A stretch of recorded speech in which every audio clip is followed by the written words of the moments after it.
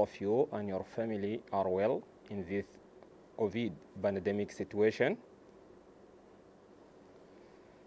First of all, I would like to thank you for joining us today.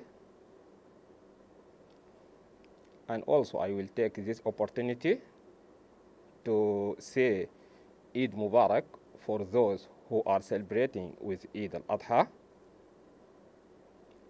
As you know, our presentation today is about geothermal energy.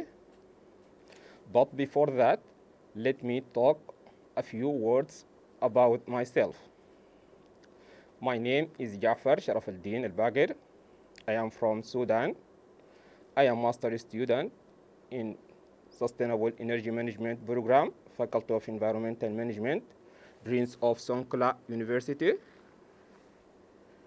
I'm very glad to participate in this training and deliver this presentation on behalf of TAICA and Faculty of Environmental Management, Prince of Songkla University. And I hope you will find it enjoyable. Let's start. The objective of this presentation is to understand how geothermal energy differs from other energy sources and to demonstrate understanding of geothermal energy and many of its uses, and to provide specific means and concepts of finding geothermal sites, and to demonstrate understanding of some costs and benefits of geothermal energy, and to know about geothermal energy scenario or situation in Thailand. I divided my presentation outline into 4 parts, as you see. The first part is talk about general information of geothermal energy. The second part, geothermal energy utilizations. The third part, geothermal energy development stages. And I will focus specifically in this part in geothermal explorations. Finally, I will talk about Thailand's geothermal energy. Let me start by this saying, which describes geothermal energy resource. It's a great resource, but one that doesn't get a lot of love. Imagine if there was a carbon-free form of energy hiding in the ground beneath you, one that could turn to any time, even on cloudy or windless days.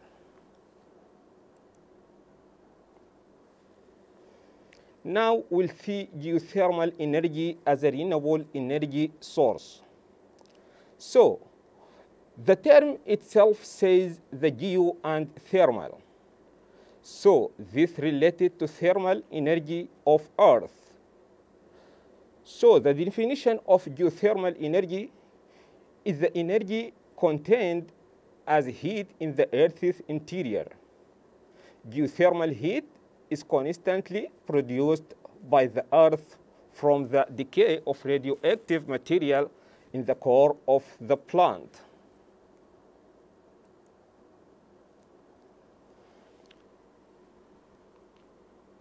To get better understanding of geothermal energy, we have to know the structure of the Earth, the inside structure of the Earth. So let us watch this video which describe or explain inside structure of the Earth. To understand the structure of the Earth, first, let's get a background on how the Earth was formed. It happened 4.5 billion years ago. The Earth then was nothing like what it is today. The Earth started off as a round ball of homogeneous, molten material revolving around the Sun. As the liquid slowly cooled down, the denser materials that formed the Earth solidified and sank to the center of the Earth, where they formed a metallic core. At the same time, the lighter, less dense elements were pushed out toward the surface, where they formed the Earth's crust. This led to the formation of the Earth with several different layers of material, very much like an onion. These layers are arranged one on top of the other. The outermost layer is the solid crust. Next is the highly viscous layer called the mantle. Below the mantle is the liquid outer core of the Earth. A solid inner core forms the Earth's innermost layer. The topmost layer, the crust, is the thinnest layer. This layer can be classified into oceanic crust and continental crust. The oceanic crust, that is, the crust beneath the oceans, is only about 5 kilometers thick. On the other hand, the continental crust can be as thick as 35 kilometers. However, considering the Earth's size, the crust is quite thin. Suppose the Earth was scaled down to the size of a football. Can you guess how thick the crust would be? It would be about half a millimeter thick. The Earth's crust is at its thinnest in places such as the Rift Valley in East Africa and thickest under mountain ranges. The continental crust is composed of two minerals, silica and alumina. The combination of these two elements gives it the name cyan. The oceanic crust, on the other hand, is mostly made up of silica and magnesium and is called cyma.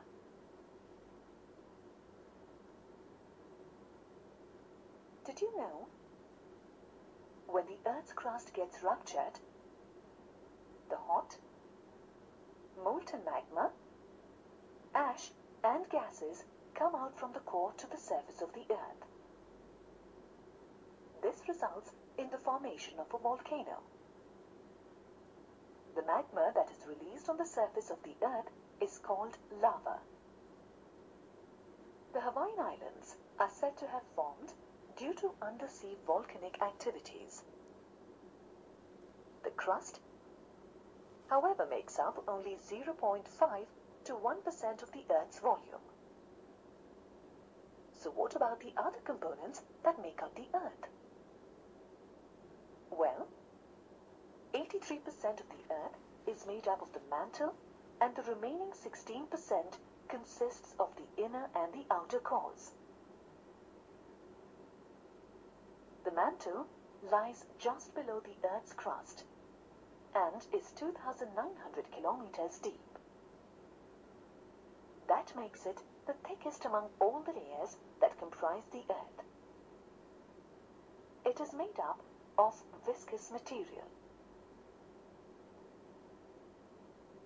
The temperature and the pressure within the mantle are high, as it is located below the crust.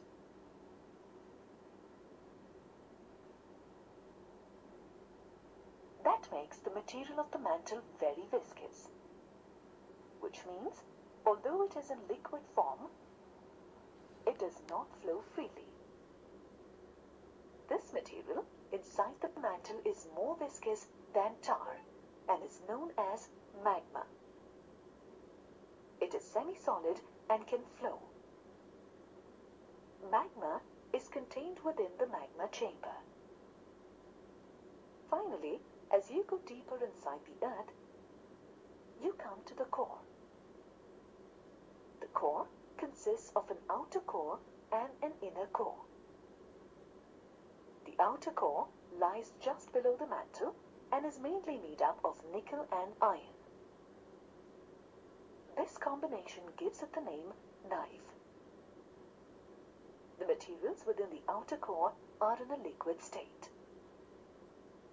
Considering how high the temperatures in the outer core are, can you guess what the conditions in the inner core would be like? It would be even hotter. The temperatures in the inner core range from 5,000 to 6,000 degrees Celsius. You may be wondering why the inner core is solid despite such high temperatures. The pressure in the inner core is so high that the material gets solidified. Did you know? The core as a structural element of the Earth was discovered in 1906 by R.D. Oldham. During his study of earthquake records, it was the first such internal structural element of the Earth to be identified. In this module, you learn that the Earth is made up of several different layers of material. The outermost layer is the crust. The crust is classified into oceanic crust that consists of Cyma, continental crust that consists of Sial. The next layer is highly viscous and is called the mantle. The mantle is the thickest layer and forms 83% of the Earth's volume.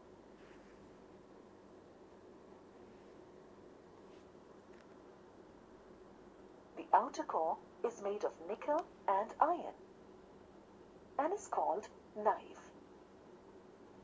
The material in this layer is in a liquid state. The inner core is solid and has very high temperature and pressure.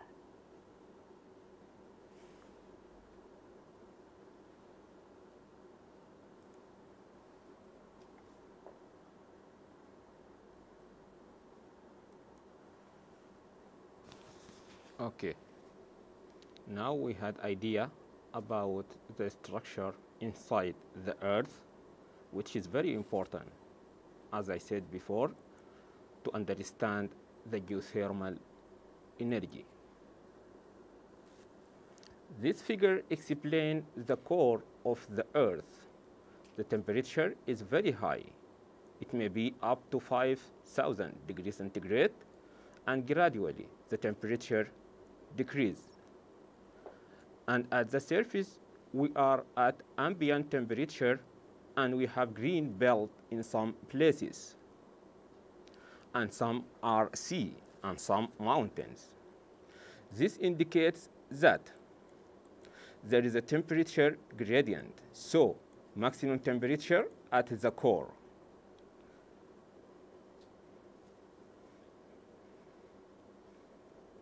And then gradually it decreases, and the minimum at the surface, where the living animals and living beings exist. So the huge amount of heat energy which is available at the core basically generated due to radioactive reactions that is transferred to some extent gradually to the surface.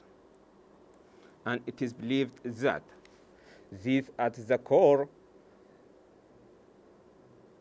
the material is in liquid form that is called magma, as we watched on the video. And then some rock is also in molten form that can convecting the heat that can be through convection. It can go off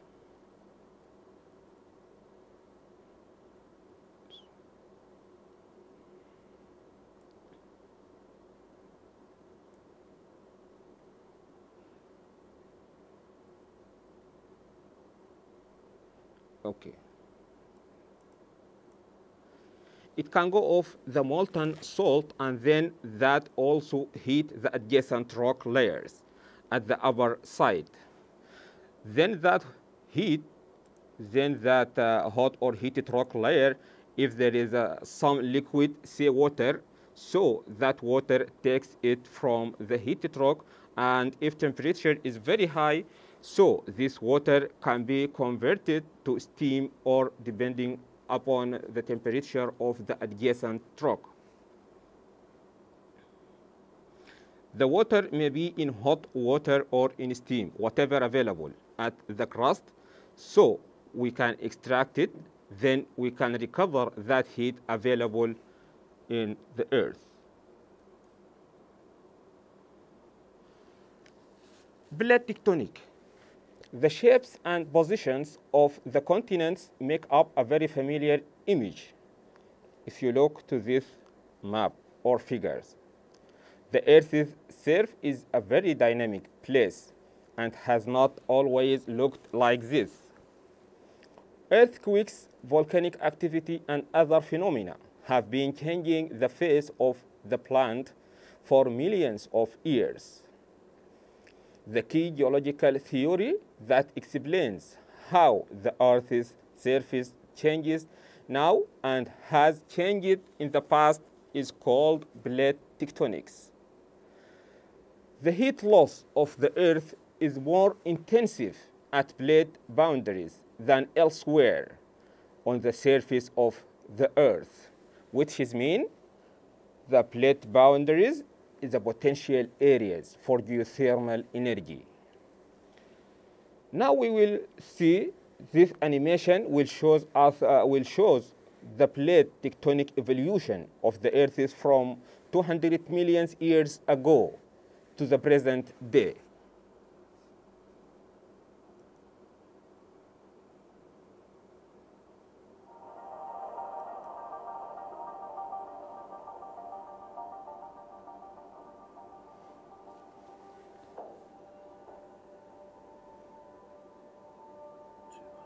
Million years ago, our world looked very different.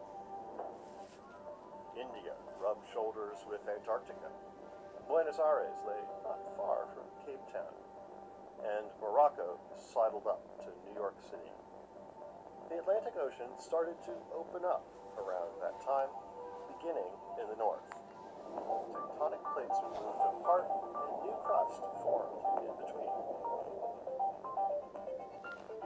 Speed up time so that millions of years flash by every second. This change in tempo will allow us to witness geological time from our impatient human perspective. Europe, North America, and Africa split apart first, and as the southern Atlantic opens up, Africa and South America drift apart. Underwater ridge that traces the center of the Atlantic Ocean reveals the location of new crust forming. The youngest sections of the ocean floor lie nearest the ridge, with older, cooler, denser crust near the shoreline. The process seems smooth and stately from this perspective, but most of the plate's motion takes place in a series of adjustments we call earthquakes. Sometimes minute, sometimes monumental, these events shaped the landscape we recognize today.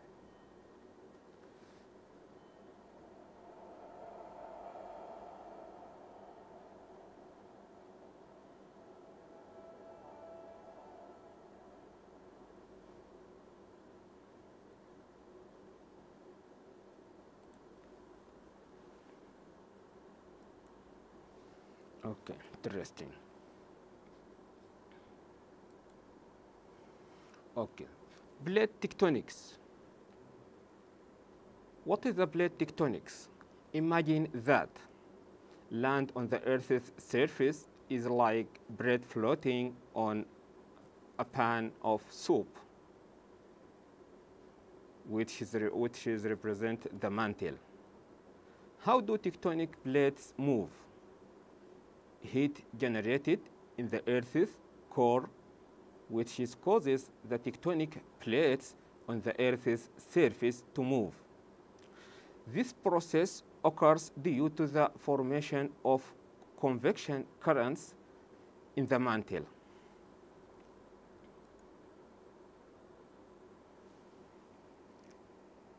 What does that mean? Are tectonic plates are dangerous? Although tectonic plates move very slowly, they can have devastating effects when plate boundaries are very active. Okay, which hazards geological phenomena are more common near plate boundaries? We can expect that earthquakes or tsunamis, which is triggered by underwater earthquakes, and also we can expect volcanic eruptions, geysers, which is called sometimes geothermal vents, and sulfur dioxide gas, which is very dangerous for human beings or even animals.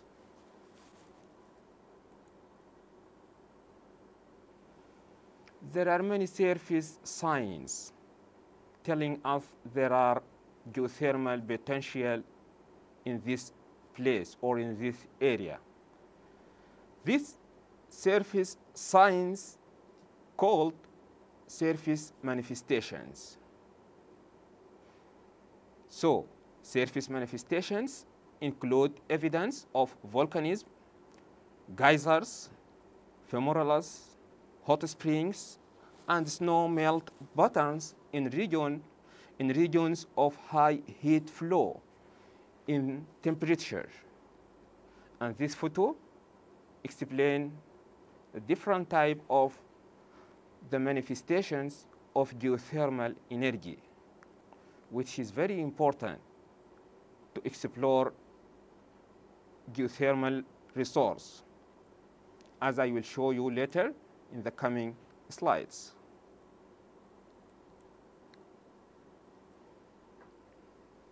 Okay.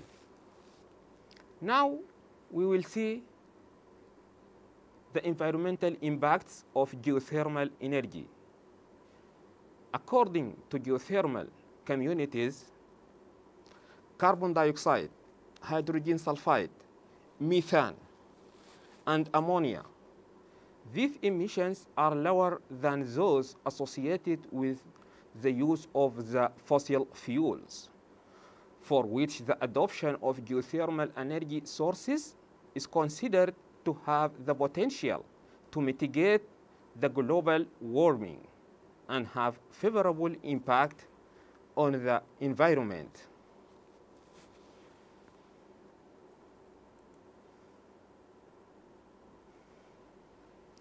We have different geothermal systems.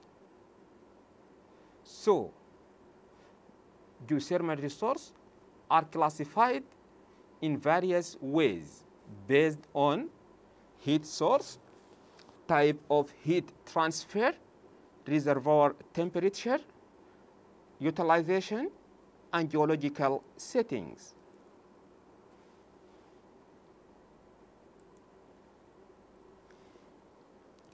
Different schemes exist to categorize geothermal resources, the majority of them dividing the resources into different classes based on the temperature.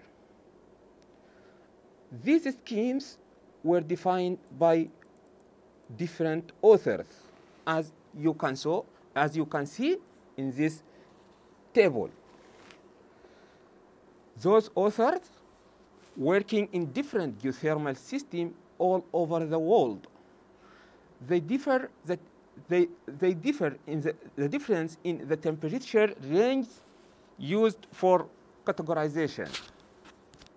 The United States Geological Survey, USGS, uses the categorization scheme in the A column, as you can see in this table, which is represent Muffler and Cataldi.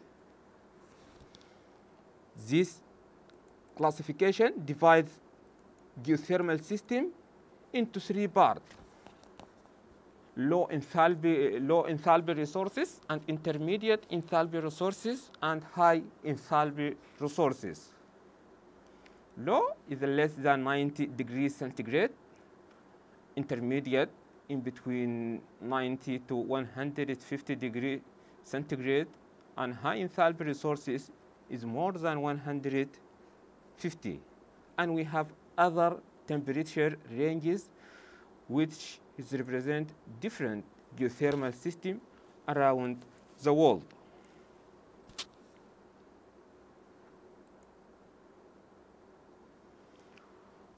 When defined on the basis of the nature of geological system from which they originate, the different categories are as follows. We have volcanic geothermal systems, as you can see in this figure on the right hand. In this system, or this system associated with the volcanic activity, and the heat sources in this system is called hot intrusions or magma, as you watched on the video. They are most often situated inside or close to volcanic complexes such as a caldera, most of them at plate boundaries, but some in hot spot areas. In volcanic system, it's mostly permeable fracture and fault zone that control the flow of water. And here you can also notice that the temperature profile or the geothermal gradient, the form of geothermal gradient, how it is in this system.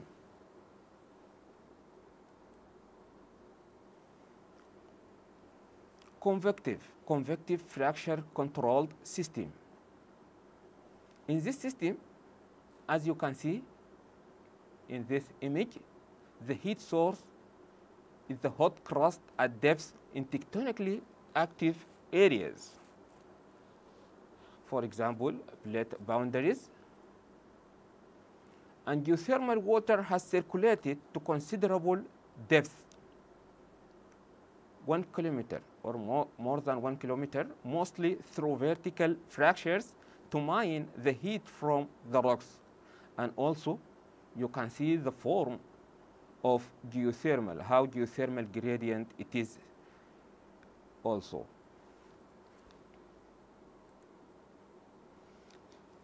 The third system, sedimentary geothermal system, are found in many of the world's major sedimentary basins. This system is accompanied with the sedimentary basins, and these systems owe their existence to the occurrence of permeable sedimentary layer at a great depth, more than 1 kilometer, and above average geothermal gradients. And also, you could notice how the geothermal gradient in this system. The geothermal gradient, as you can see here in this graph, geothermal gradient, it is very important to differentiate between different systems, because if you found like this, if you found the geothermal gradient looks like this, then you can expect, because this data normally comes from wells, drill wells. So if you could find the form of geothermal gradient like this, then you can expect what geothermal system you have. The fourth system called hot dry rock or enhanced geothermal systems. This system consists of volumes of rock that have been heated by volcanism or abnormally high heat flow. The reservoir rocks of this system have a low permeability, or are virtually impermeable. Therefore, they cannot be exploited in a conventional way. Experiments have been conducted in a number of locations to use hydrofracturing to exploit or to utilize this geothermal energy, this technique also known as a fracking, which tried to create artificial reservoirs. This fracking technique create artificial reservoir through increasing the porosity and permeability of the reservoir in order to let the hot water or even steam to flow. And this, by the end, will enhance the already existing fractures network.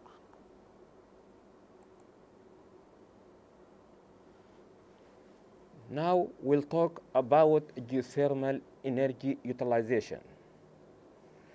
In this part, we'll talk about the factors that determine the likely use of geothermal resource, types and uses of geothermal resources, and also we'll talk about pros and cons of geothermal energy.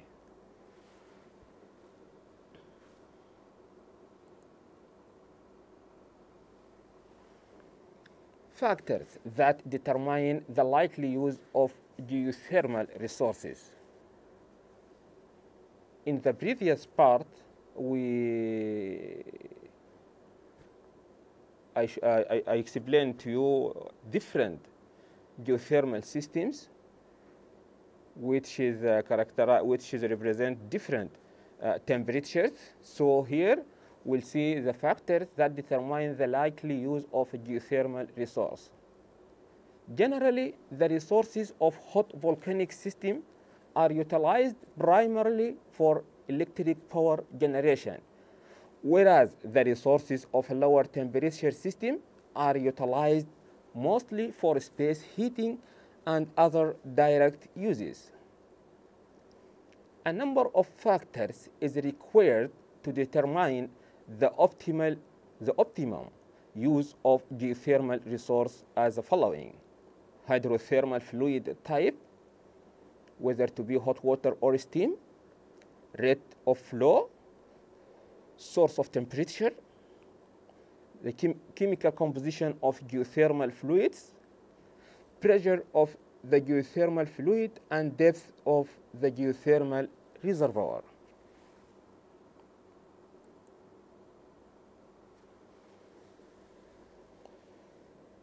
This table is based on the different temperature at depth of 1 kilometer. High temperature fields are those where a temperature of 200 degrees centigrade or more is reached at a depth of 1 kilometer. And low temperature fields are those in which the temperature is below 150 degrees centigrade at the same depth. In this table, you can see that we have different temperatures, high than 200 degrees centigrade, and medium temperature between 200 degrees centigrade and 150, and lower temperature, which is lower than 150. And also you can see the geographical and geological location or geological environment of this temperature, where we can find this kind of temperature. For example, the higher temperature, more than 200 degrees centigrade, globally around the boundaries of tectonic plates on hot spot or in the volcanic areas. So the area along to the plate boundaries, because this area, as I showed to you in the previous video, it's a very active area, we can get a high temperature. And the use of this temperature used for power generation with a conventional steam or flash or dry steam technology or double flash. And in the coming slide, I will talk about this technology in detail. And you can see also the geological location or geographical location for the medium temperature, 150 to 200 degrees centigrade. This is combined or accompanied with the sedimentary geology or sedimentary basin adjacent to the high temperature resources. And this also used for power generation with a binary power plants. Okay.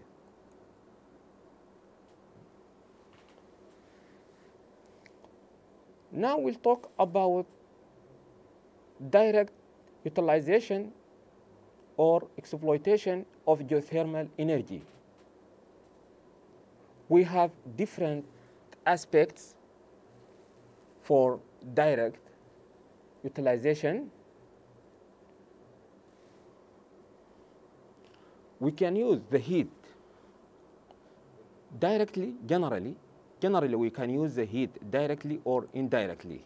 So direct exploitation of geothermal energy may be providing a heat for buildings or hot springs used as spas, or heating water at the fish farms, provides heat to industrial process or rising plants in greenhouses or for drying crops. This particularly in the country where the temperature is below 0 degree or at very low temperature. Ambient temperature is very low in this case. This energy can be used to raise the temperature of the greenhouses and drying crops. These are very direct use of this geothermal energy. But we can convert this energy which is available in terms of steam or hot water. That energy can be converted to electricity. And that is indirect mode of application and most usable form of the energy, that is the electricity. That can also be produced from geothermal energy.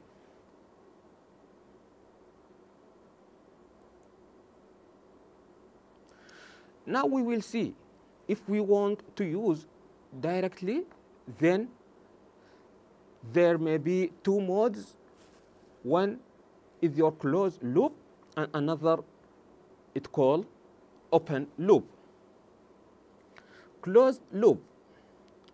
In this closed loop,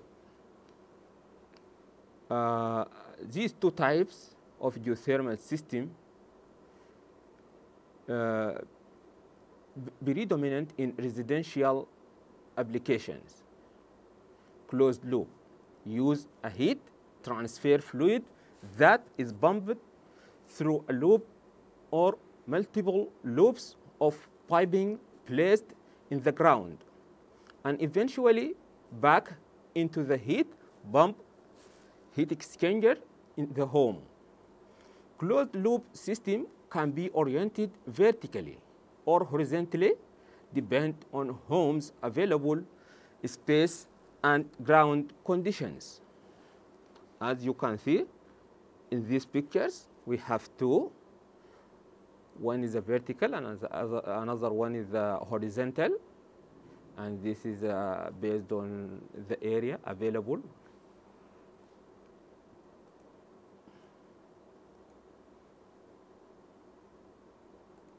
Sorry.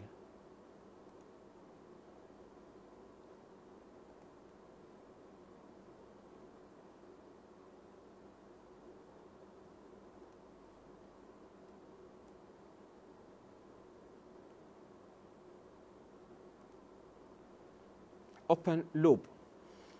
In this system, systems pump groundwater to the house for heat transfer and discharge the used water into separate return well or surface water reservoir.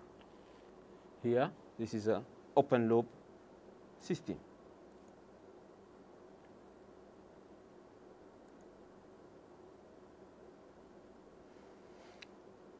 This called Lindell diagram. In this diagram, explain various geothermal energy uses according to the water temperature of the geothermal resources. Lindell diagram emphasizes two important aspects: possible to enhance the feasibility of geothermal projects with cascading and combined uses. The second one, the resource temperature limits the possible uses. And let us now watch this video, which will show to us different aspects of direct geothermal energy utilization.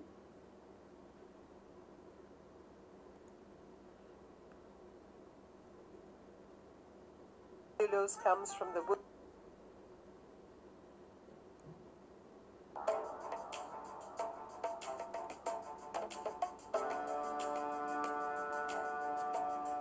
Since time immemorial, the molten core of the Earth has been heating the surrounding layers of rock and sending underground water shooting up as geysers of steam and springs of hot water across the globe.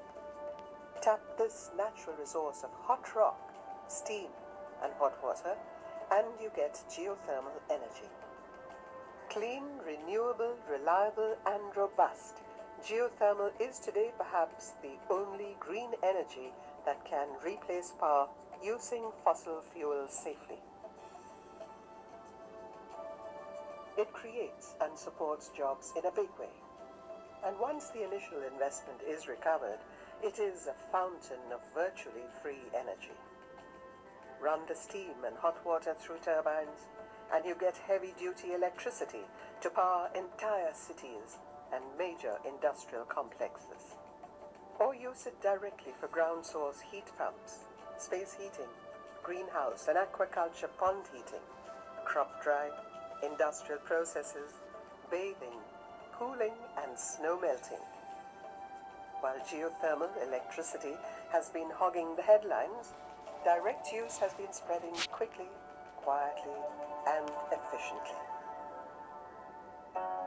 Today, direct-use geothermal is heating thousands of houses, offices, and other establishments in countries as diverse as the United States, China, New Zealand, Iceland, Chile, Turkey, Japan, Italy, France, and the Netherlands.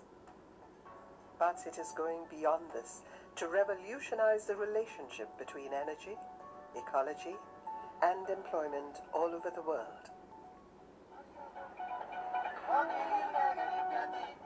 Cut flowers from Kenya are among the most sought after in world markets, and the Oserian Flower Farm, one of the country's largest producers, uses geothermal energy to provide gainful employment and good living conditions to thousands of people from the local communities.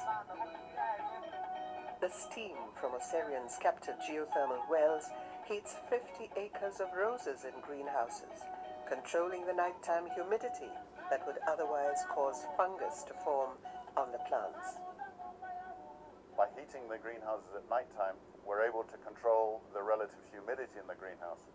Because without heat at this altitude, especially on very clear nights in January, February, March, temperatures drop to below 10 degrees at nighttime, quite often less than 5 or 6. And as a result of that, the plants get cold during the night. Then when the warm sun comes up in the morning and the air settles on the plants, you get condensation on the plants. That condensation obviously makes the plants wet, and the wetness creates fungal diseases. We don't spray any fungicide because we limit the relative humidity in the greenhouse to below 85%, which means in the morning we don't get any wetness on the leaves, and therefore no need to spray any fungicides. So we get a direct benefit in that we don't have to incur the cost of fungicides, and we get a buy benefit in that the quality is obviously improved, and therefore also productivity is improved. So without spraying any fungicides, the company is able to ensure the quality of its blooms. Hot water from the wells sterilizes the water emerging from the hydroponic farming processes, recycling it for reuse. Every day, 1 million stems from this farm go to premier markets around the world. Cut flowers are Kenya's second largest agricultural export, earning some $250 million every year. A study found that despite the fuel used for freight while transporting the flowers to markets in Europe, their carbon footprint is just 1/6 that of local European growers. And because geothermal extraction is so eco-friendly, the entire operation is located right next to the Hell's Gate National Park and by the clear waters of the pristine Lake Naivasha. Spurred by this and other Kenyan successes, other African nations such as Eritrea, Djibouti, Ethiopia, Tanzania and Uganda are also fast-tracking their geothermal programs. In the Netherlands, geothermal is fast emerging as the preferred heating source for the country's huge greenhouse farming program, bringing fuel bills and carbon emissions down and boosting food security in the process. Farming is big business in the Netherlands, accounting for around 10% of the country's GDP and 10% of its employment as well, and geothermal is making a growing contribution to this. Ted Divestein's greenhouse, which runs on geothermal, spreads over no less than 5 hectares. Here, he produces tomatoes for export to Sweden, Spain and the UK, as well as for sale in the Netherlands itself. Dutch greenhouse farming has traditionally used natural gas for its energy needs, but Ted's success shows why geothermal is food for thought. Ted isn't the only one with a growing interest in the heat from the earth.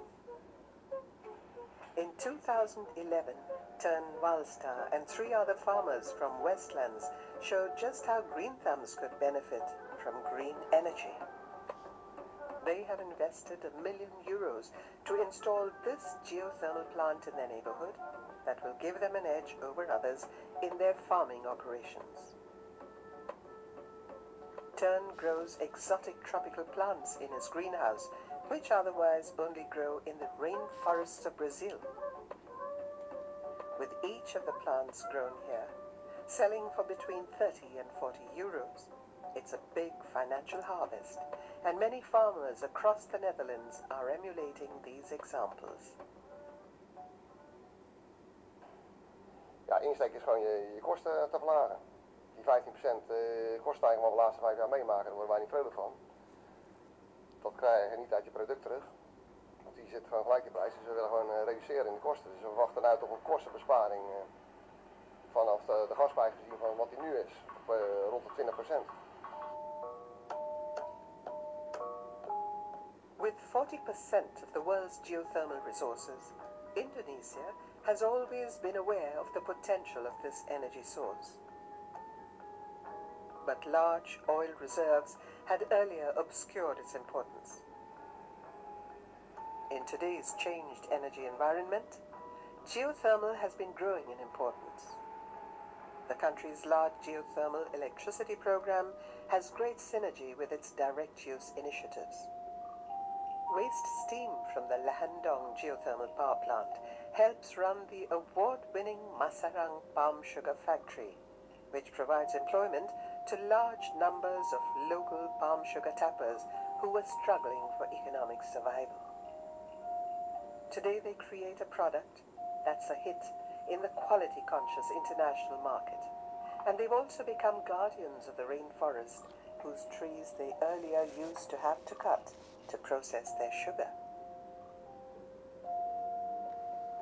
Elsewhere in Indonesia, geothermal heat is increasingly being used for other applications as well, such as drying tea leaves for processing. In the USA, geothermal energy has many agricultural applications. Vegetables, flowers, ornamentals, and tree seedlings are raised in 43 greenhouse operations heated by geothermal energy. 49 geothermal aquaculture operations raise catfish, tilapia, shrimp, alligators, tropical fish, and other aquatic species. We formed the company 2 years ago. Basically what we do, we converted existing chicken houses into fish houses, and we hope to be completed with this project by August of this year. A fantastic species in a hybrid striped bass. They take 11 to 12 months to grow out to 1.5 pounds, and this farm can produce 300,000 to 400,000 pounds annually with hybrid striped bass, and flounder take about 16 to 18 months to grow out. And with that business plan, we should be able to put out 80 to 100,000 pounds of flounder. We put towards geothermal heating and cooling. They are 90,000 BT units each, and they only use 11 amps each as well. We also received a grant, a $45,000 geothermal grant from Rural Development. Agri-industrial applications include food dehydration, grain drying, and mushroom culture. The drying of onions and garlic is the largest industrial use of geothermal energy. In Cowra, New Zealand, geothermal is used for the production of paper to print newspapers. The cellulose comes from the wood chips from the local planted forest, which are then processed into pulp with the help of geothermal steam.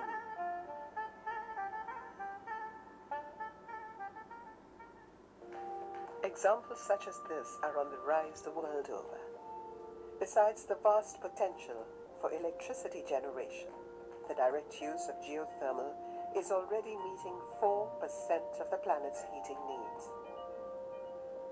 Its eco-friendly nature and multiplier effect on local economies make it one of the hottest technologies on the energy horizon.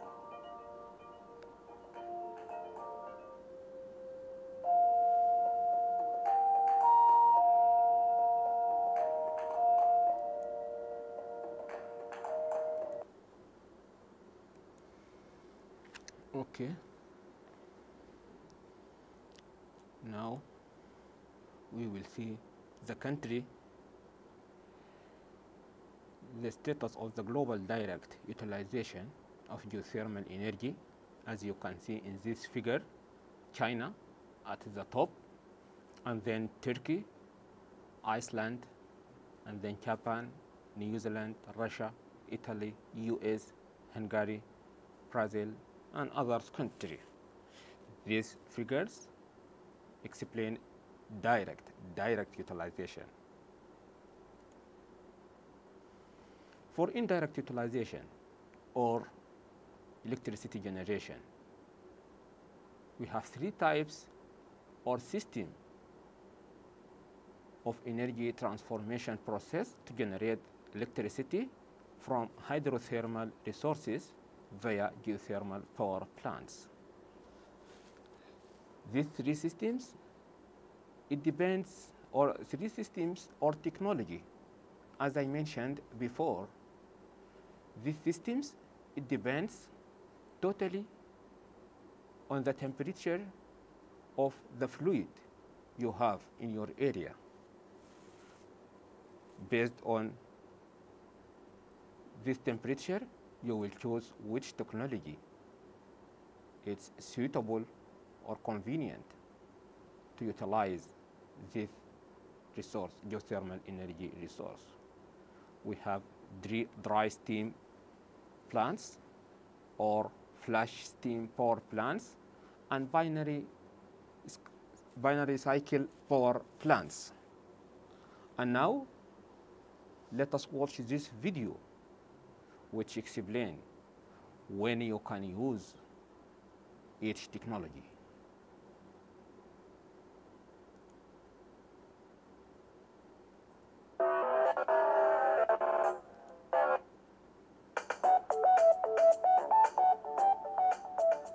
Relaxed in a natural hot springs pool, or seen the old faithful geyser blasting hot water into the air in Yellowstone National Park. But have you ever thought of where all that heat comes from? Well, it comes from deep beneath the surface of the Earth, and it's called geothermal energy. And we can use it to generate clean, renewable electricity.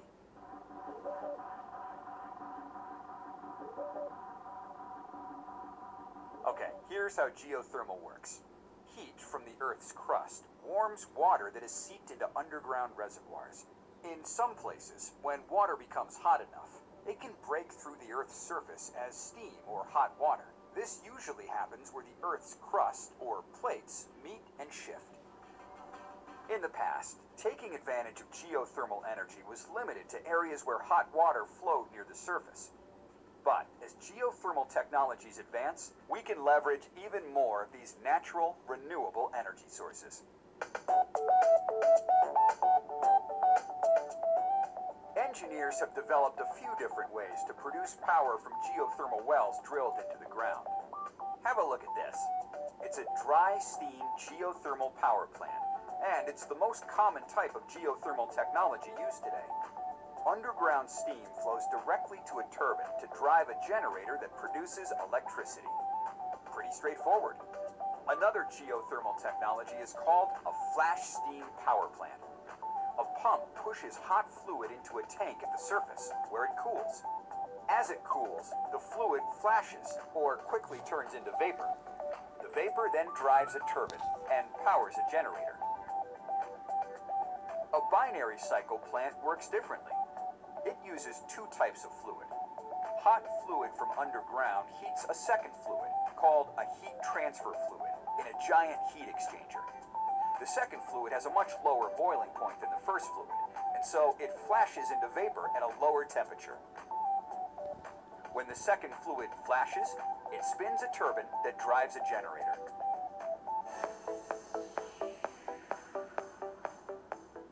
Environmental benefits of this clean, round-the-clock, renewable energy source are substantial.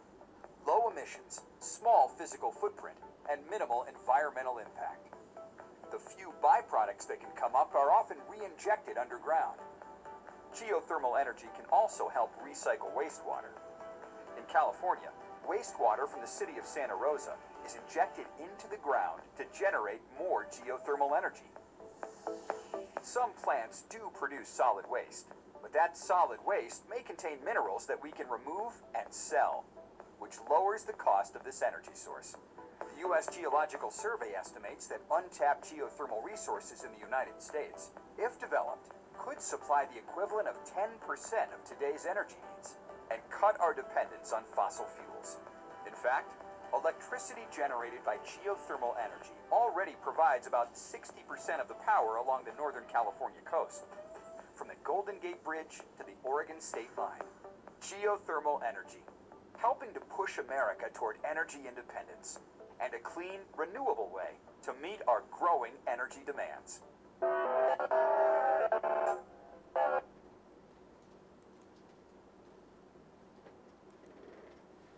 Okay. Now we will see some global energy production or electricity production from geothermal resource. As you can see in this figure, the total is 15.608 megawatts at the year end 2020. Global geothermal power generation capacity stood at 15.608 megawatts. The current pandemic situation clearly slowed down the development of geothermal energy, with limited growth reported. Turkey represents nearly all geothermal generation capacity which is added in the previous year, 2020.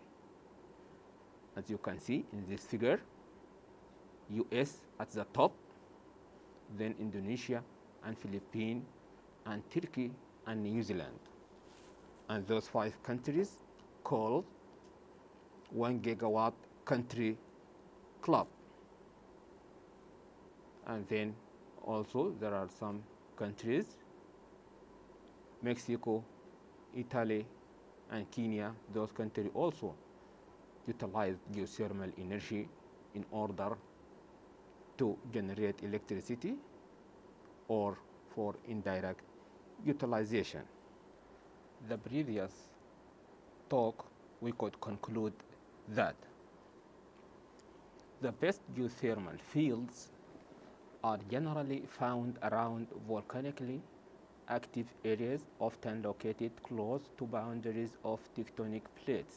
As you can see in the figures on the right hand, there are only a few major areas in the world which are rich in hydrothermal potential.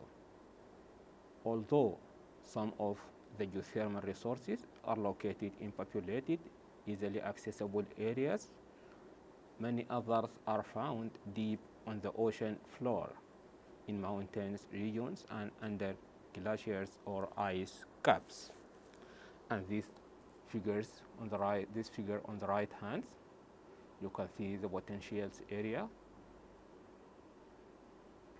in the continents or in between the plates, and the geothermal fields installed also, or geothermal plants around the world. Okay, now if we have geothermal resource in our countries, what we should do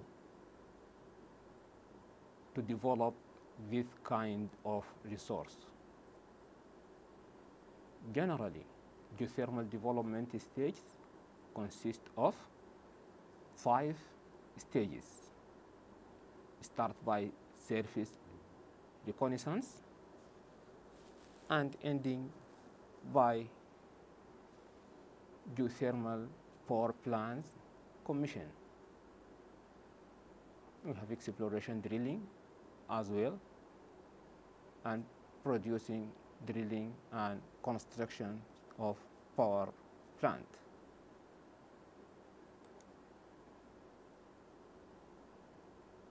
With each successive stage of the development of the geothermal projects, we noticed that if you look to these figures, the cumulative cost keep rising.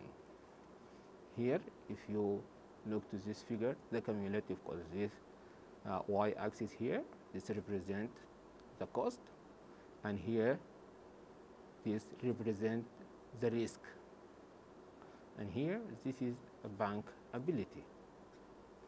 So the cumulative costs keep rising. You see here, this is a pre-survey stage, and here this is exploration stage, and here is the test drilling stage, and you can notice that the cost is keep rising with the stages.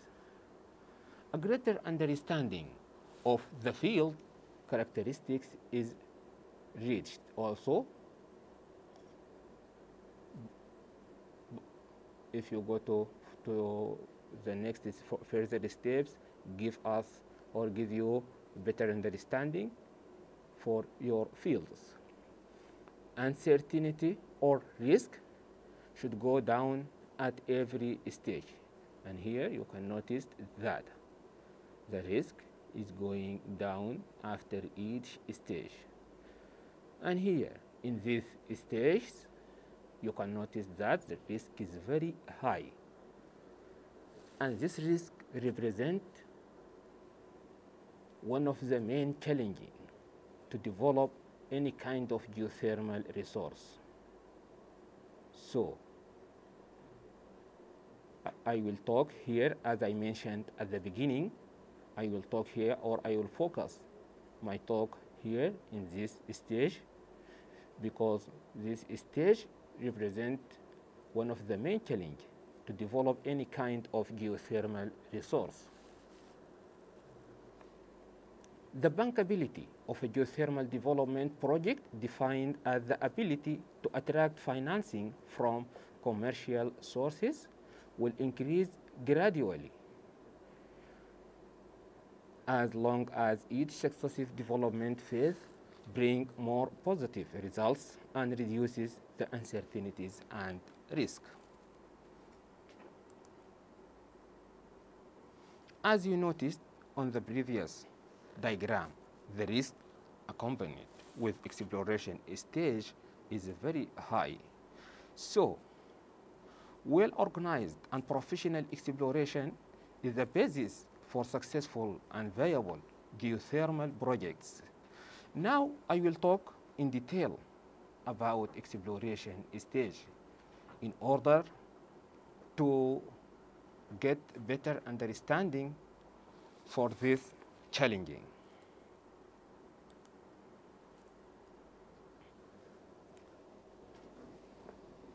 We need careful exploration. A deep exploration borehole in a high temperature field can cost several $millions. The total cost of geoscientific exploration is only a part of the cost of one such well. However, exploration requires considerable upfront cost prior to exploration drilling. Therefore, exploration methods must be selected with respect to the site. An exploration must be carried out in a professional manner. A stepwise approach is recommended. For example, the strategy must be revised or updated as the results appear. After each stage, you have to update your strategy based on your results.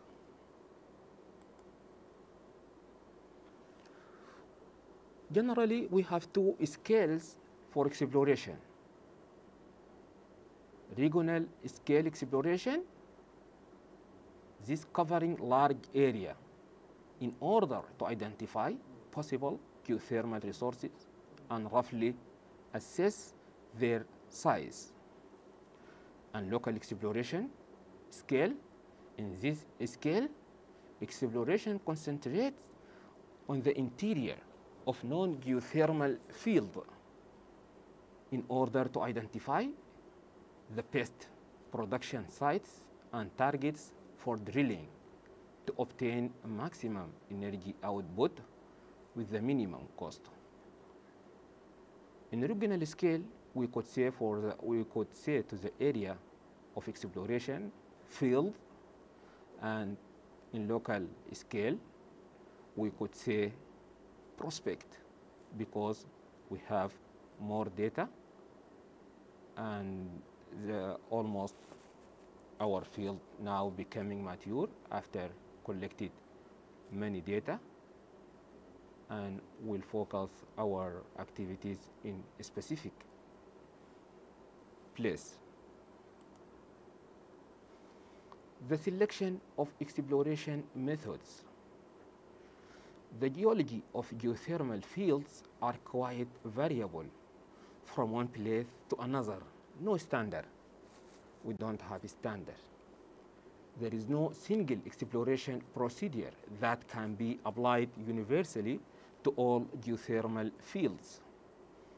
The selection of exploration methods must be tailor-made for each field, but we have guidelines for suitable exploration strategy for each field.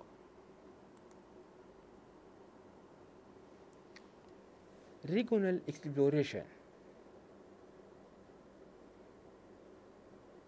What including review of existing data, reconnaissance, geological exploration, geophysical exploration, and exploration drilling, and then preliminary resource estimate. This study ends in a pre-feasibility report.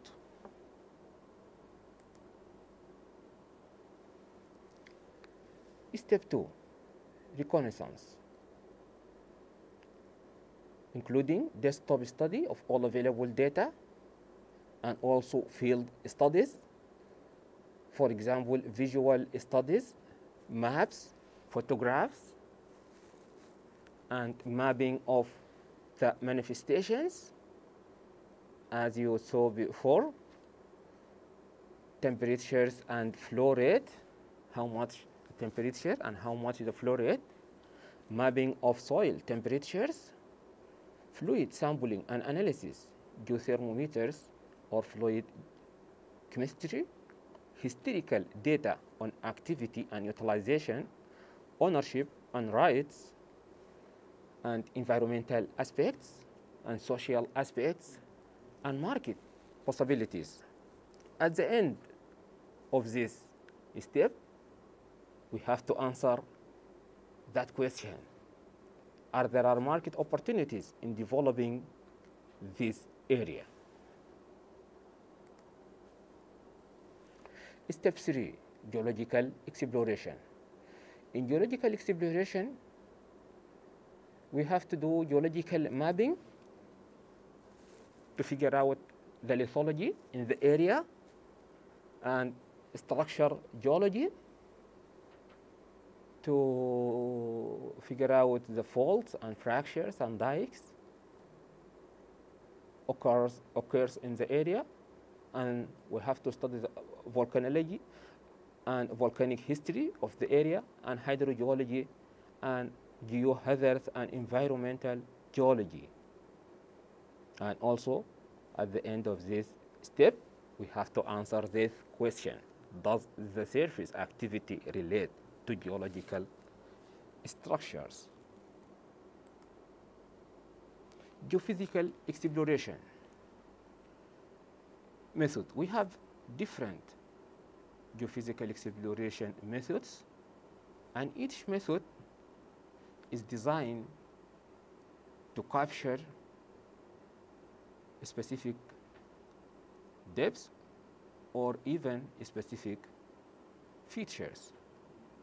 Resistivity, transit electromagnetic. This method can capture till 1 kilometer depth, and magnetotelluric method till from 0 to 25 kilometer. Microseismicity, this method can capture till 20 kilometer. Geothermal gradient, which obtained from the well. This is it's a kind of plotting temperature against the depth. And gravity also can tell us about the thickness of our basin, or even give us idea about the structure in the potential area, what is the faults, like this. And magnetics and seismic reflection, this only used in sedimentary rocks. By the end of this step, geophysical exploration survey, we have to answer how big is the active resource and selecting the drilling target. How big our resource, and we have to select our prospect area for drilling. Information gained from surface exploration. Estimation of the size of the geothermal resource and its exploitable thickness, estimation of the reservoir temperature, expected reservoir fluid chemistry, definition of drilling target and type of exploration wells to be drilled, the information should be incorporated into a preliminary conceptual model of the field. Volumetric assessment made to get a first estimate of the power potential of the resource. From the exploration results also we can make a rough assessment of the size of the resource, which is very important in order to convince the investors or a decision maker. And also the surface exploration can give the maximum volume of the geothermal reservoir. The first approach to evaluate the resource is to carry out a volumetric assessment of it. If all results are positive, we go for the next step, the exploration drilling.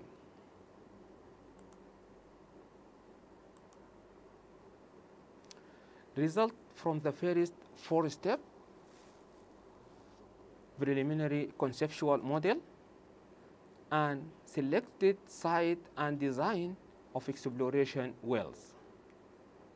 We have to identify our exploration wells, shallow, intermediate, or deep wells, because these depths reflect into the cost of each well. Deep wells generally costed more than shallower one.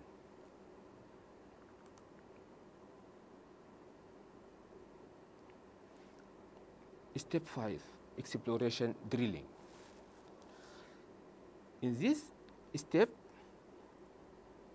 we'll test the result of the resistivity exploration by drilling, confirming or updating the conceptual model. To confirm or to update our conceptual model, we have to drill, and after drilling, we have to update our model because new information will come, and we have to incorporate this information into our previous model. And then also, we're confirming the temperature estimation of the surface sampling and confirming the chemical composition of the brine, and also confirming the existence of geothermal resource. Flow testing will test also the flow of the reservoir, and also will update the reservoir model through identifying the reservoir characteristics, for example, porosity and permeability, which is very important for the production. By the end of this step, we have to answer, is it likely that the geothermal resource is exploitable, and what kind of power plant is available? I recommend for you to read this guide, Best Practices Guide, which is published by International Geothermal Association. This guide can help you or can give you good idea about geothermal exploration. This stage, it's very important because there are high risks associated or accompanied with this stage, and this risk make the geothermal development, this risk is very challenging. One of the main challenge to develop geothermal resource, it's this risk associated with this stage. So we have to deal carefully with this stage. We have to figure out a good strategy, good plan in order to mitigate this risk, and also in order to save the money, and in order also to encourage the investors. So now I will show you one video about geothermal exploration in Iceland. Iceland is one of the top country for direct utilization, as you show in the previous slides. And this video will tell us about geothermal exploration in Iceland.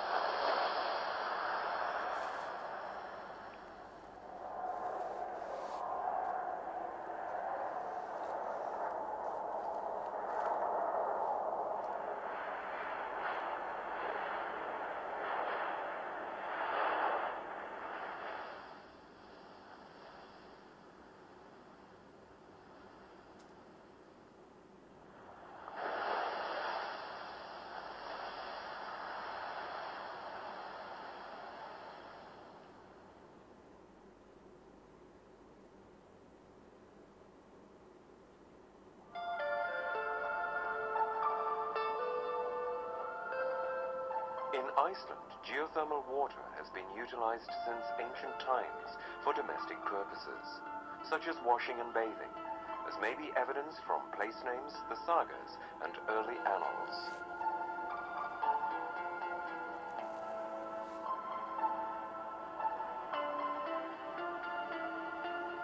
In the 18th century, research began into this energy source, and in 1946, the Icelandic government instituted systematic and comprehensive energy research, which continues to this day.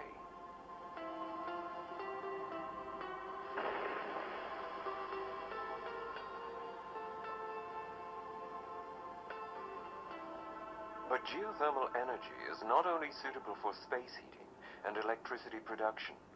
It is used in greenhouses, fish farming, soil heating, snow melting, and even in space cooling and freezing.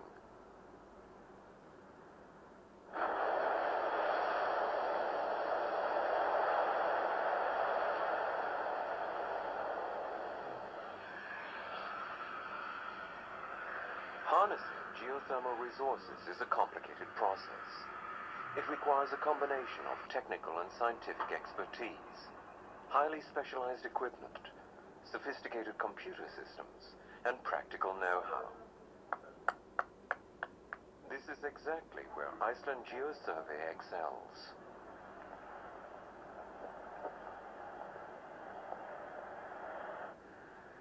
The development of a geothermal resource for electric power and hot water production comprises in principle 3 phases. Resource identification, surface exploration and assessment. Siting and drilling of wells. Monitoring of the reservoir and environment. The hallmark of Icelandic Geosurvey is to develop technologies that combine relatively low cost and high effectiveness.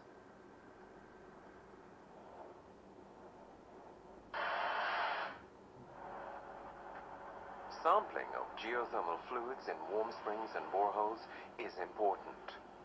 Chemical analyses may yield an estimate of the likely temperature of the reservoir and provide insights into boiling processes, flow paths, and fluid origin.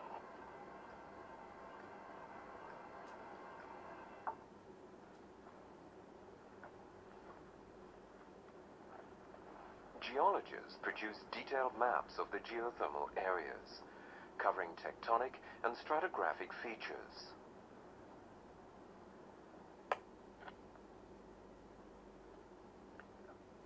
Fracture zones that may provide flow paths for the geothermal fluid are of particular interest.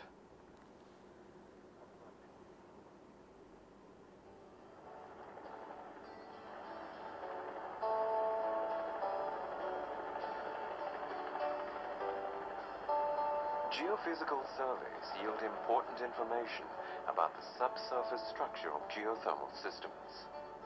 They are used to map temperature distribution in the uppermost parts of the crust, as well as to detect upflow of thermal fluid from the reservoir.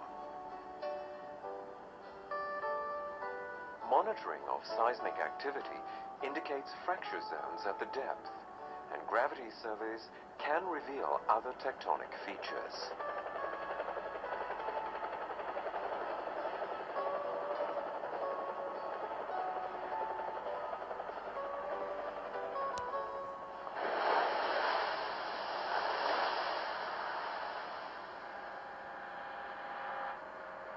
Information about the stratigraphy of the geothermal reservoir is obtained by drilling shallow exploration wells to gather data on the potential temperature and geothermal gradient of the area. Based on surface exploration and drilling, an estimate is made of the reservoir's area, depth, and potential capacity.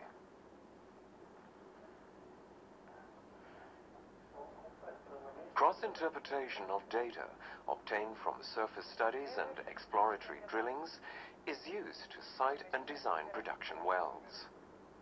The aim is often to cut a narrow geothermal fracture at a great depth.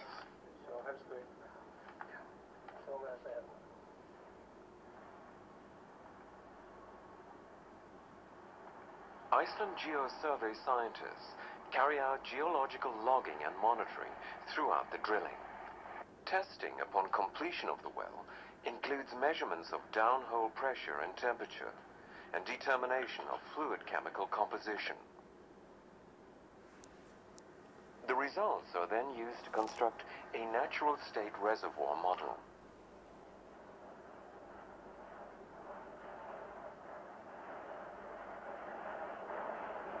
The response of the reservoir to fluid production is assessed by mathematical calculations and 3D modeling.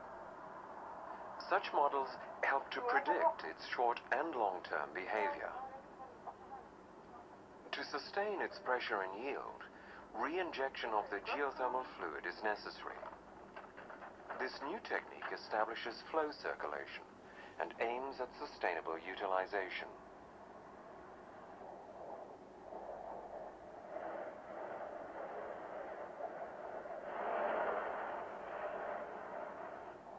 Geothermal production requires continuous and careful monitoring. It involves metering net mass extraction, reservoir pressure and temperature, and chemical analyses to detect possible cold water intrusion and changes in properties of reservoir fluid.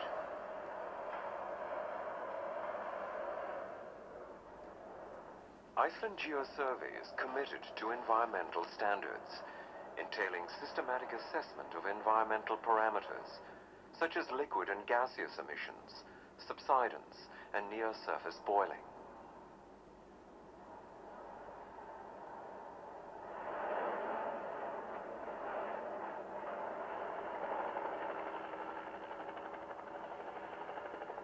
Iceland Geosurvey and its forerunners have been in the forefront of geoscientific research development in Iceland, where 65% of the primary energy use is from geothermal sources. For example, almost 90% of all homes in Iceland are currently heated with the green geothermal energy.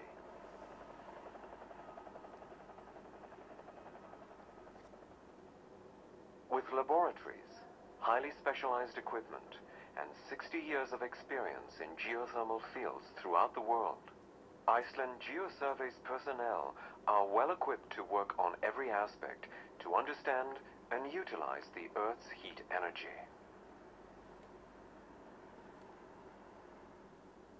The company is committed to the promotion of geothermal energy, both as a viable solution to the world's energy.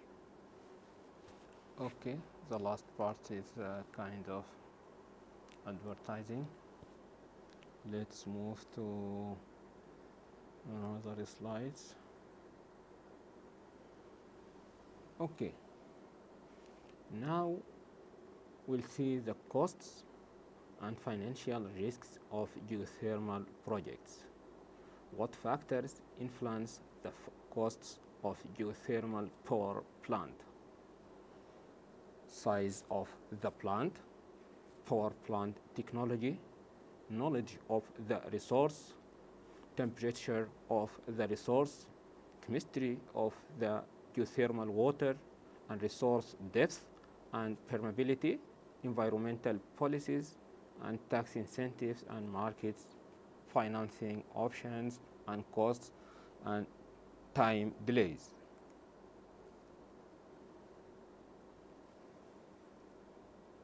Categories of geothermal development costs including costs associated with acquiring and preparing the site or establishment costs. Costs for exploring, confirming, and assessing the geothermal resource. Also, cost for deep drilling for production and injection wells. Costs for the production and injection system, acquiring and installing the power plant, connecting the power plant to the transmission grid, general costs for administration and management of the project.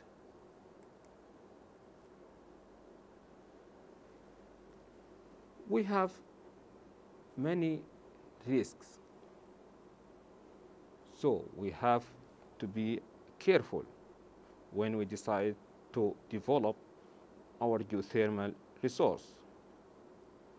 Geothermal development is exposed to various risks of varying degree throughout all its phases and stages of development. This risk takes several forms, including resource existence, and size, suitability, and sustainability, and utilization challenges. Other risks include marketing, financing, commercial, and macroeconomic risks. For land access, like all other physical projects, land is required for geothermal project to establish the wells or road infrastructure, the power plant, and the power evacuation system. The one risk that distinguishes a geothermal project from all other projects is the resource risk. All other risks are generally well understood, can be quantified, and therefore addressed.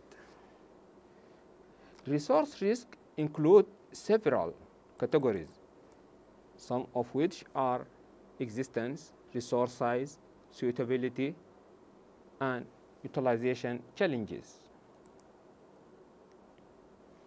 For technical risks, investors are trying to avoid any kind of risk, and they would be cautious when faced with untested technology that may jeopardize recovery of their credit or investment. Environmental and social economic issues are very sensitive and can lead to a viable project not being approved, being denied financing, and disbursement of funds. Market risk ultimately except where government provides subsidize the end user pays for all the costs arising from electricity provisions, and therefore their need for power, willingness, and ability to pay are influencing factor for successful project.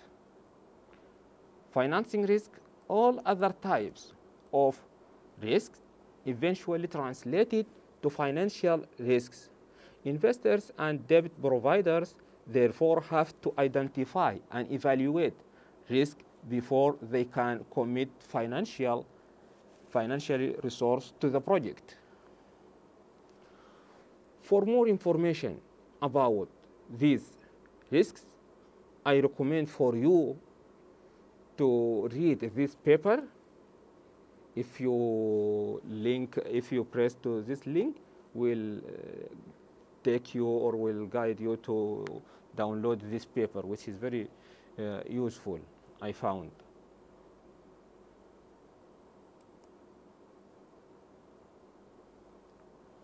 Now we will see the advantages and disadvantages of this geothermal energy.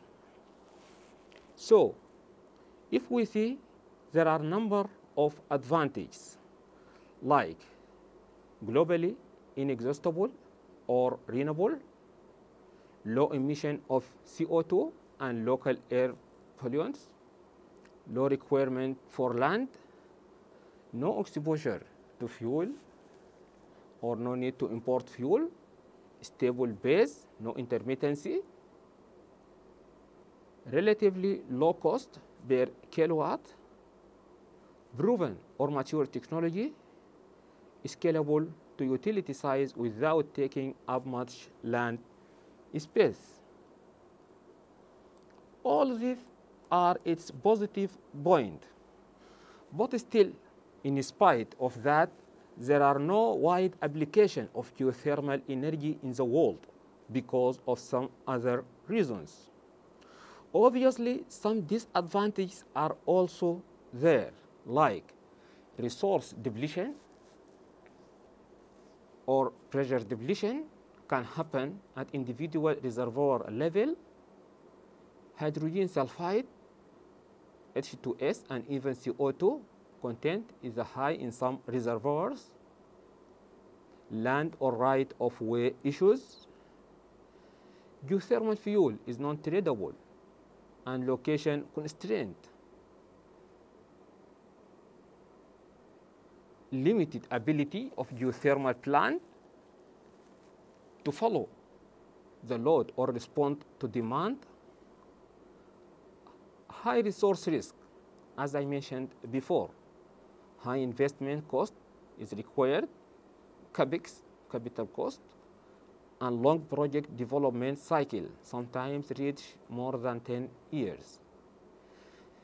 Geothermal steam fields require sophisticated maintenance, and extensive drilling are required for a large geothermal plant. I will give you, or I will talk about Thailand's geothermal energy or resource. I will give you a brief information or brief idea, and I hope I will listen from you later about geothermal resource in your country.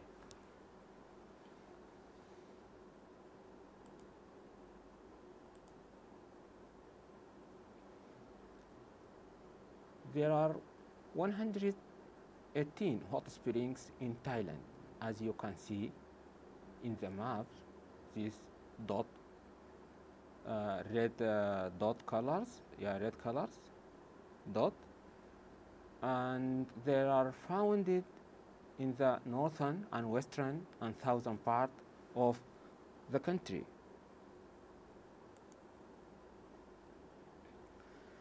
The surface temperatures ranges of these hot springs is from 40 to 100 degrees centigrade, and the hot springs in northern Thailand are suitable for a small scale power plant, and the geothermal resources in Thailand are classified into low and medium enthalpy.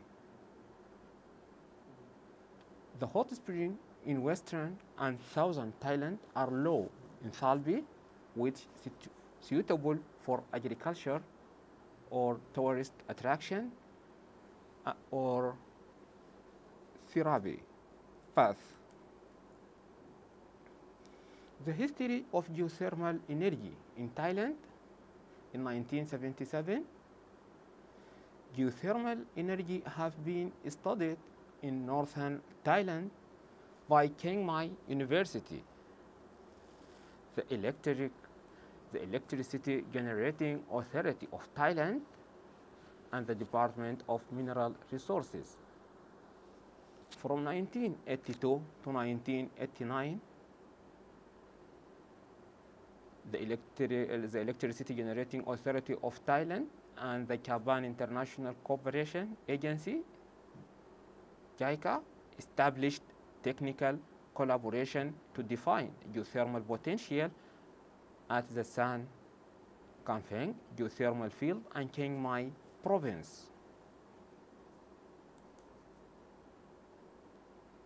In 1987, a pilot project for utilization of geothermal energy to generate 300 kilowatt electricity at the Phang geothermal field in Chiang Mai province under the cooperative between EGATA and the research and PRGM of France. From 1994 to 1996, EGAT investigated geothermal potential at those fields in the Pai district. The results showed that these areas are suitable for agriculture purposes. Recent study established in southern part of Thailand in 2012 concluded that hot springs in Ranong, here in Ranong, and in here, Photalong, represent the highest level where advanced research, budget, and investment for geothermal exploration with focus on renewable electricity production should be directed. Actually, this study ranked the hot springs in southern part of Thailand for further exploration in order to mitigate the risk accompanied with the exploration phase, and also in order to save time and money,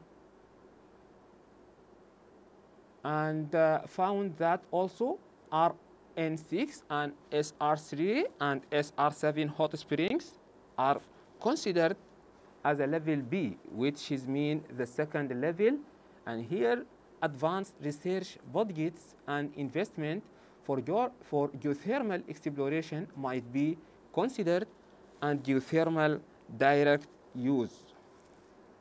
For example, cooling system, drying of agricultural products might be applied. And level 3 is R9 and YL1 ranked at the level C. This is the lowest level. These hot springs are lacking basic information to support any decision. And you can find this paper, a very interesting paper. You can find it here in this link for if you would like to read more about this issue. Geothermal resources and potential. There are 3 hot spring systems in Thailand: hot spring systems, warm spring system, geysers systems.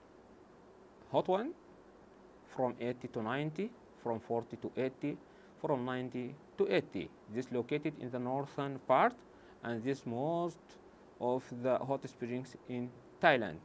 And the hot springs in Chiang Mai and Chiang Rai province. This also located at the northern part of Thailand.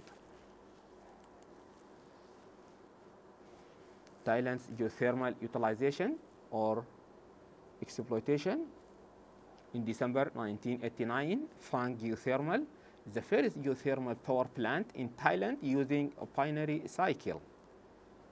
Phang output 300 kilowatt connected to the grid, provide 1.2 million kilowatt annually. Drying process is applied for drying agricultural crops such as onion, garlic, longan, banana, and chili. This here in the this applied in this field. Thank geothermal field and this field.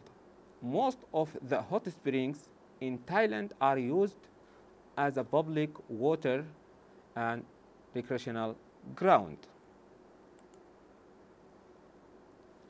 Here I compile some links websites for those who has interest. More information about geothermal energy and geothermal organization. For example, this some of them: Geothermal Energy Association, and then the IGA, International Geothermal Association, and GRC, Geothermal Resource Council.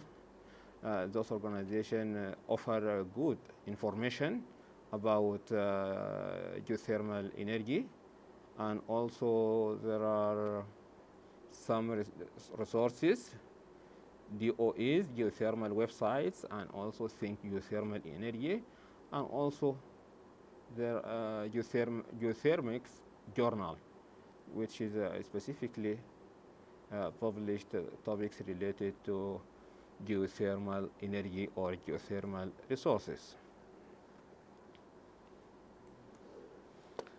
Thank you. Thank you. That is all. And now I would like to listen from you. Does anyone would like to add something to what I have been talking about, or sharing with us a geothermal energy situation in his or her country? Floor for you now. Hi, sir. Hello. Hello? Yeah. Just a question about your presentation on Thailand's geothermal. I'm not sure if I was able to catch this, but are the geothermal sites related to volcanism, or is it EGS type? No, don't have EGS in Thailand. This is a system. Most of or all. This is a hot springs. I mean hot springs systems in Thailand, not EGS. I think it's I think related to the volcanic. Actually, I don't have exact idea about the classification. I mean the heat source, but I think it's volcanic. Thank you, sir. Okay, welcome.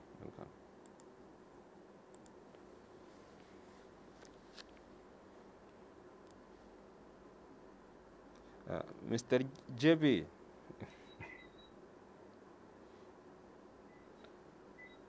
Can you hear?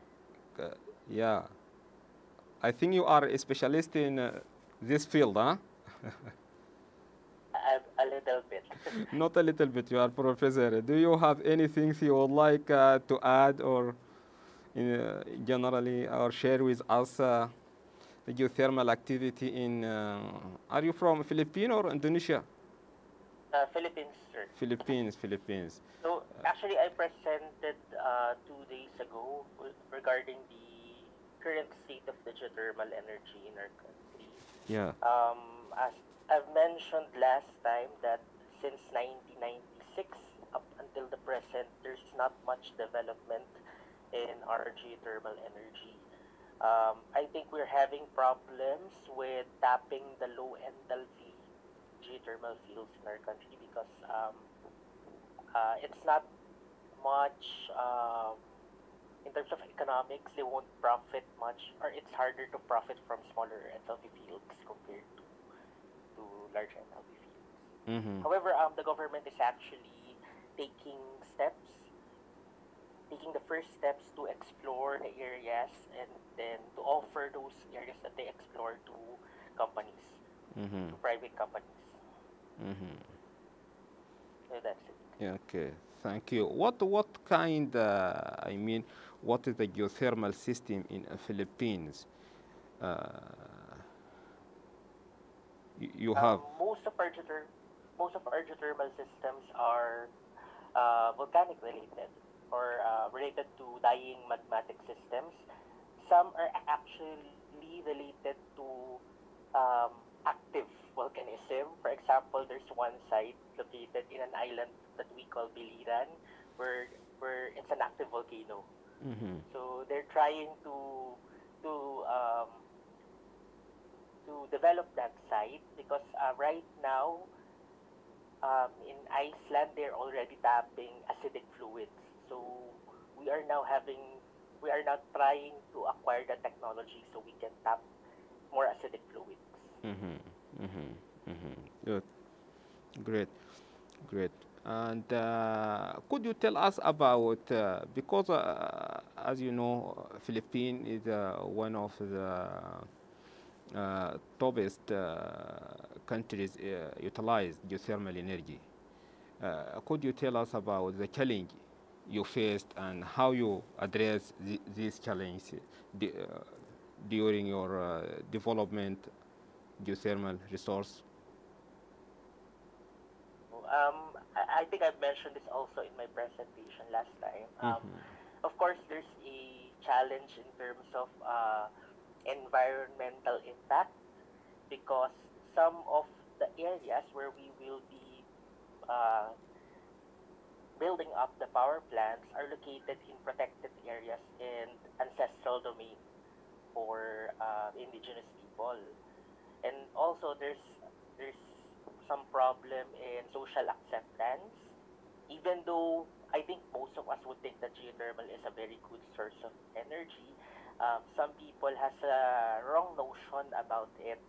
For example, some people think that geothermal energy can actually produce large earthquakes or it can actually produce volcanic eruption, something like that. So we're having trouble with that. So most of the companies offering or that build geothermal power plants in the Philippines are trying to educate the people around them.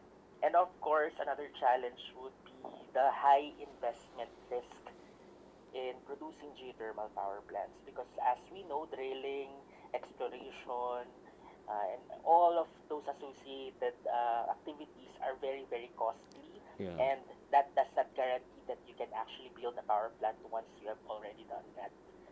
So there, I think that's mostly the problem that we have. Thank you, thank you, thank you for this vital comment, sir. Thank you. Anyone would like to add or share with us anything about geothermal resource in your country? Hello. Hi, hello. Hi, I'm from Guyana and I was looking at your maps and what I noticed is, well, we don't have geothermal technology right now, but from your presentation, I'm sure there is capacity. But I was looking at your map and there isn't, it doesn't seem like any country on this side of the world, besides I think Chile, that's involved in actually developing this resource. So my question for you, because you are invested in the topic and you have a lot of experience, looking at where we're heading in terms of sustainable development, how feasible do you think geothermal energy will be maybe in the next 10 years? Do you think it would be a viable option that more countries will be expanding and researching and tapping into?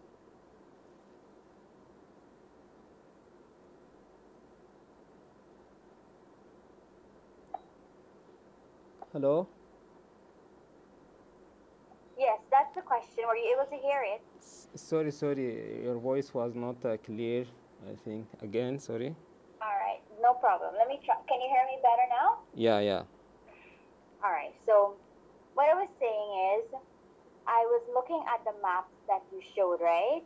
And I'm from Guyana, and we're not currently developing any geothermal technology for energy. Yeah, potential. And I was looking at your map, and what I saw was in this part of the world where I'm located, like in the Caribbean, My country's in South America, but Yeah. I didn't see any country besides Chile that's using this kind of technology on a wide scale.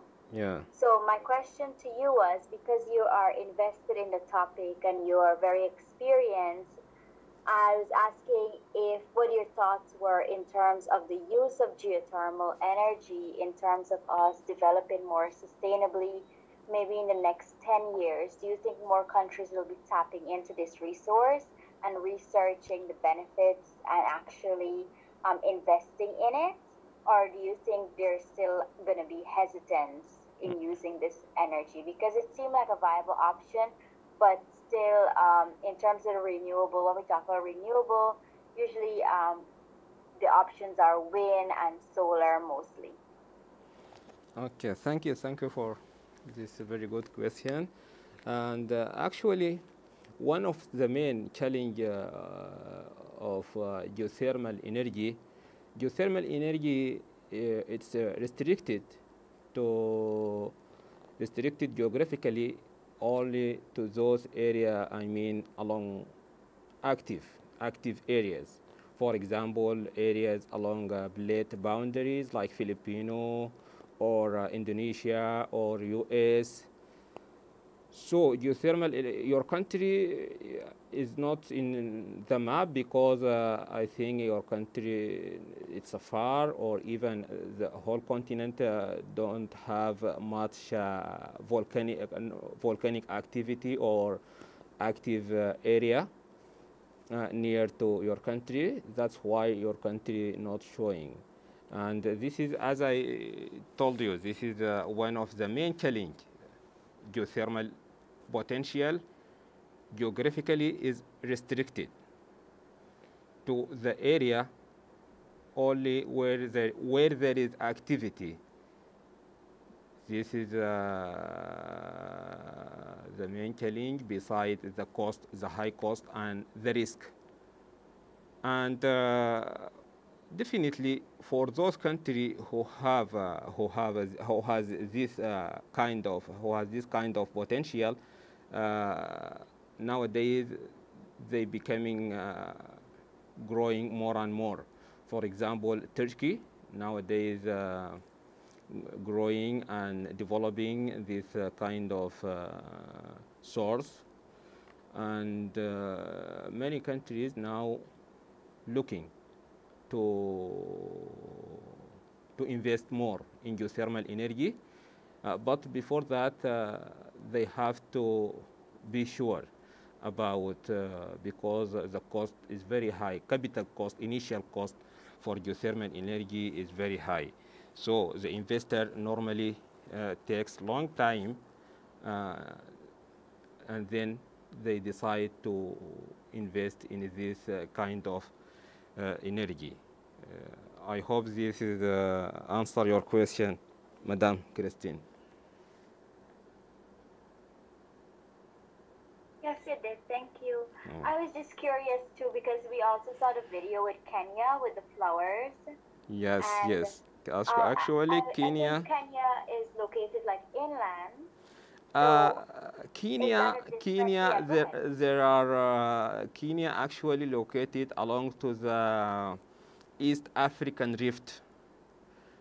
This rift system is a very active place, and this rift run along to the Red Sea and Ethiopia and Kenya, and also go to Tanzania and Uganda and Djibouti. If you remember in the video, mentioned that these countries have a potential, and nowadays they are fast tracking the development in their countries. That's why this area has a potential. Okay, that's great to know. I'm really glad to hear that that potential is there and their willingness to develop it. In the Caribbean recently, in St. Lucia, St. Vincent, we recently had a very big explosion of a volcano. So when you were talking about the volcanoes and the potential of that, I was also just thinking out loud, what potential that could be, because that's a volcano that's, it's sleeps for a while, but over the coming years it erupts, and Yeah. this year was one of those times when it erupts, and a lot of places were affected. Yeah, yeah, definitely, definitely. This is a good potential place for geothermal energy, and I hope to take action or to trying to exploit the heat associated with this volcano. Thank you, Christine. Anyone would like to add anything? Yes, sir, if I may. Ah, sir, Michael. Okay. Good night, sir. Looking at the presentation, this is my first introduction into geothermal energy, and I was a bit taken back. And I heard one of my colleagues who spoke first is saying that one of the constraints they have is social acceptance towards geothermal energy. I'm going to ask you, as an expert in this field, how do you deal with it in terms of convincing policymakers that this is a viable or sustainable source of energy and it's something that they can get into.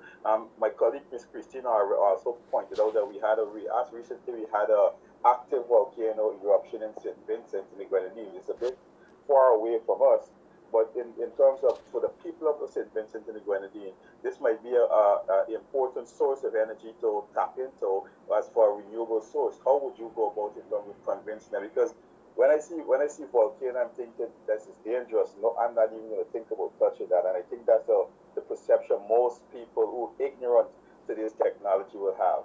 Mm-hmm. Okay, how would you deal with something like that? Mm-hmm. Thank you, Mr. Michael, for your question. Actually, yes,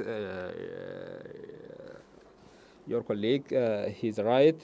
Social acceptance is one of the main challenge or disadvantages of geothermal energy. And I think the best answer we could find with Mr. JB. Mr. JB, could you tell us about the lesson learned about social acceptance? What you did in your country in order to convince the people about about the geothermal energy? Hi, sir. Actually, just to give you a background, Okay. there are only at least 3 or 4 geothermal companies in the Philippines, and most of them are private companies. So what they do is actually to hire community managers, and those community managers reach out to specific communities that they cater to, and then they try to give educational lectures. They provide, for example, free electricity to the communities that they cater to. Uh, Basically, they just give incentives to the communities that they host. So I think those are the major activities that they usually do. Mm-hmm. Mm-hmm. Thank you so much. Thank you, Mr. Michael. Mr. Michael. Hey, sir. Thank you, JB, for that Yeah.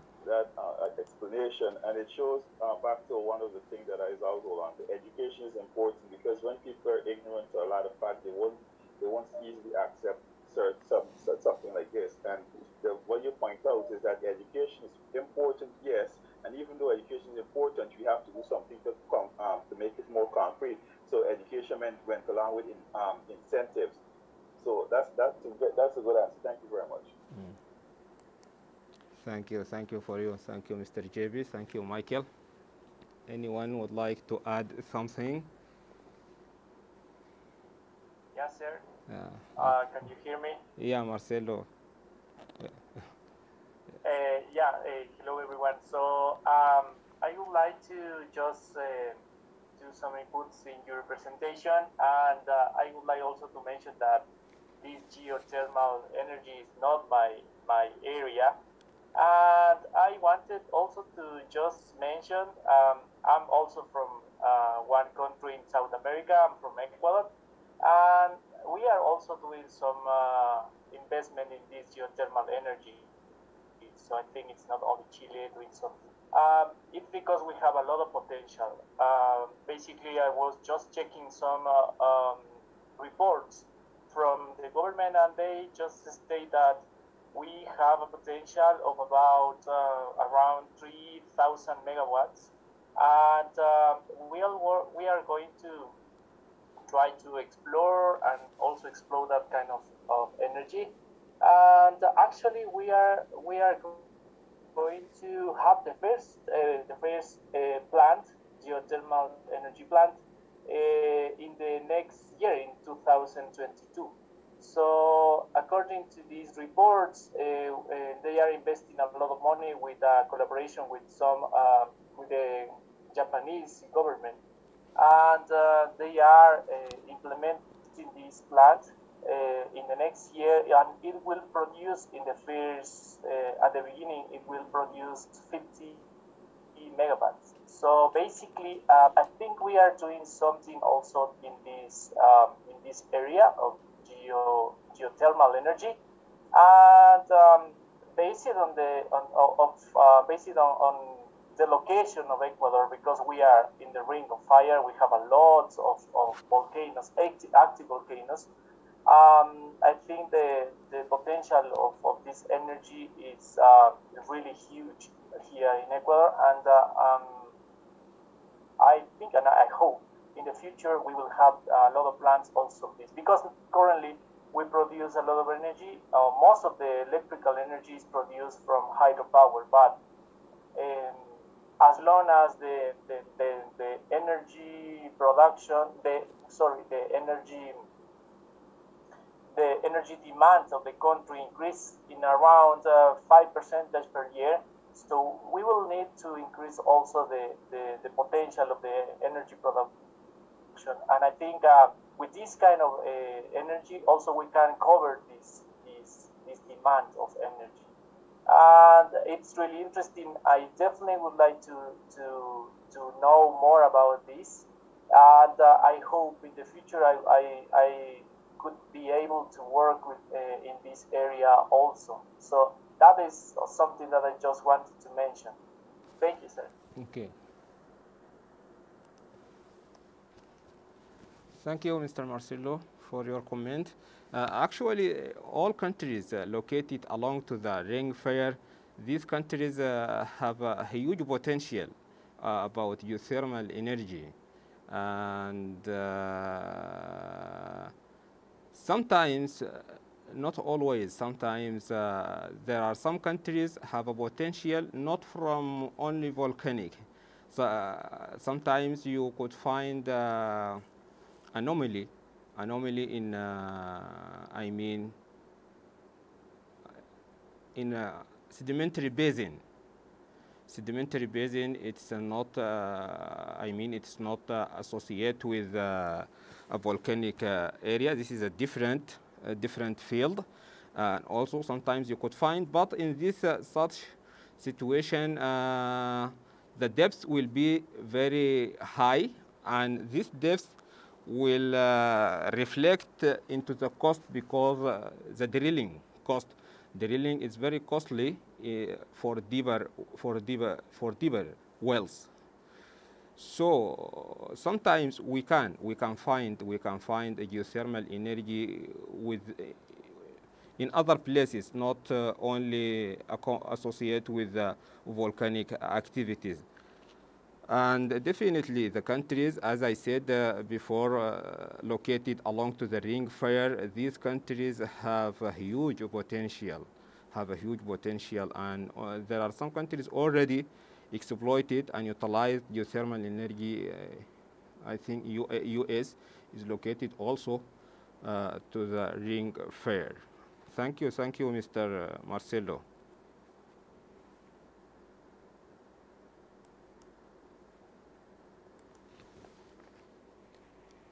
Anyone would like to add something or more or comments?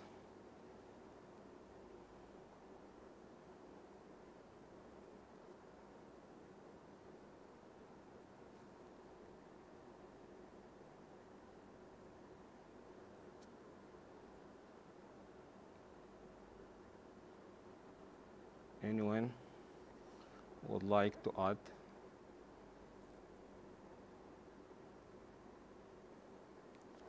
If no more question, we can finish our session.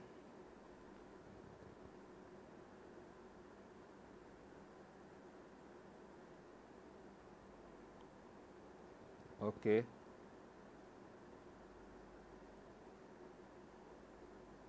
Okay, ladies and gentlemen, thank you for your attention. And I hope you found the presentation beneficial and enjoyable. And if you would like more information about geothermal energy, feel free to send me an email. This is my email. And stay please safe and take care of yourself. And I hope to see you in Thailand next time. Thank you so much. Thank you. Thank you, sir. Thank you very much for an interesting presentation. Thank you. Sure. Thank you. Thank you. Thank you very much. Thank you, Mr. Marcelo. Thank you so much. Have a good day. Thank you, Madam Christine. Thank you. You too. Okay. Take care. Goodbye. Goodbye. Recording stopped.